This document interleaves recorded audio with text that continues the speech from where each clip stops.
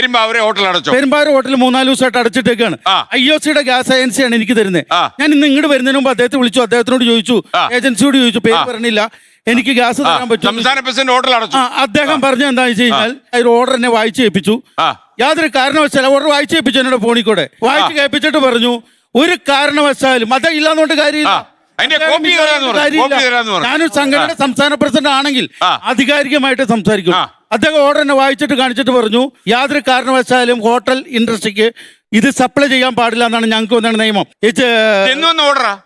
ഇന്ന് വന്നത് ഇതിനു മുമ്പ് വന്നിട്ടുണ്ട്. ഞങ്ങളൊരു ഗവൺമെന്റ് ഡിസ്ട്രിബ്യൂട്ടേഴ്സ് ആണ്. നിങ്ങൾ അറിഞ്ഞോ? ഞങ്ങൾക്ക് എല്ലാവർക്കും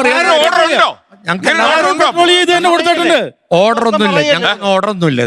ഓർഡർ കൊടുത്തിട്ടുണ്ട്, ഗൈഡ് ലൈൻസ് മാത്രമേ ഉള്ളൂ. അദ്ദേഹത്തിന്റെ നാട്ടിലെ ഭാരത് പെട്രോളിയം ഞാൻ ഇന്ന് വിളിച്ചു, ബഹുമാനപ്പെട്ട ഏജൻസി വിളിച്ചു, ചോദിച്ചു എന്റെ പൊന്നു സാറേ ഒരു കാരണവശാലും ഹോട്ടലുകാർക്ക് കൊടുക്കരുത്, ഞങ്ങൾക്ക് കിട്ടിയ റിസ്ട്രിക്ഷൻ കൊടുക്കില്ല എന്ന് പറഞ്ഞു. ഇത് കൂടുതലൊന്നും ഒരു തെളിവിന്റെ ആവശ്യമില്ല, ചുമ്മാ കണ്ണടച്ചിരുട്ടാക്കിയിട്ട് കാര്യം. ഇവിടെ ഗ്യാസ് കിട്ടുന്നുണ്ട്. പ്രൈവറ്റ് കമ്പനിക്കാർ ഇഷ്ടം പോലെ ഗ്യാസ് 3000 രൂപയും 4000 രൂപയ്ക്കും 17 കിലോയുടെ വിറ്റ് കൊടുക്കുന്നുണ്ട്. അവർക്ക് എങ്ങനെ ഗ്യാസ് കിട്ടുന്നു?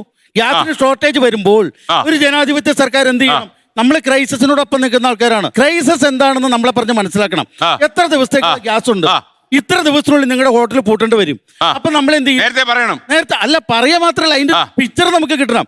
ഒരു വലിയ ഫോളോ ഔട്ട് ഉണ്ട്. അദ്ദേഹം പറഞ്ഞതിനോട് ഞങ്ങൾ യോജിക്കുന്നു. ഞങ്ങളുടെ സിമ്പതീസ് ഉണ്ട് അദ്ദേഹത്തിന്. ഹോട്ടലിന് സിലിണ്ടേഴ്സ് കൊടുക്കാൻ പറ്റാത്തതിനുള്ള സിമ്പതീസ് ഉണ്ട്. പക്ഷേ ഞങ്ങളെ സംബന്ധിച്ചിടത്തോളം ഉള്ള വേറൊരു ഇഷ്യൂ ഉണ്ട്. ഞങ്ങൾക്കും അത് വിറ്റാൽ കിട്ടിയിരുന്ന ഇൻകം കംപ്ലീറ്റ് ആയിട്ട് വാഷ് ഓഫ് ആയി. അത് സത്യമായിട്ടുള്ള കാര്യമാണ്. ഇവിടെ നമ്മുടെ ടോട്ടൽ ഗ്യാസ് കൺസ്യൂമേഴ്സിലെ 75% ഡൊമസ്റ്റിക് ആണ്. അപ്പോൾ തീർച്ചയായിട്ടും ഈ സാധാരണ വീട്ടമ്മമാരുടെയും സാധാരണ ജനങ്ങളുടെയും പ്രശ്നമാണ് അവിടെ പ്രയോറിറ്റി ആയിട്ട് വരിക. അത് തെറ്റാണ്.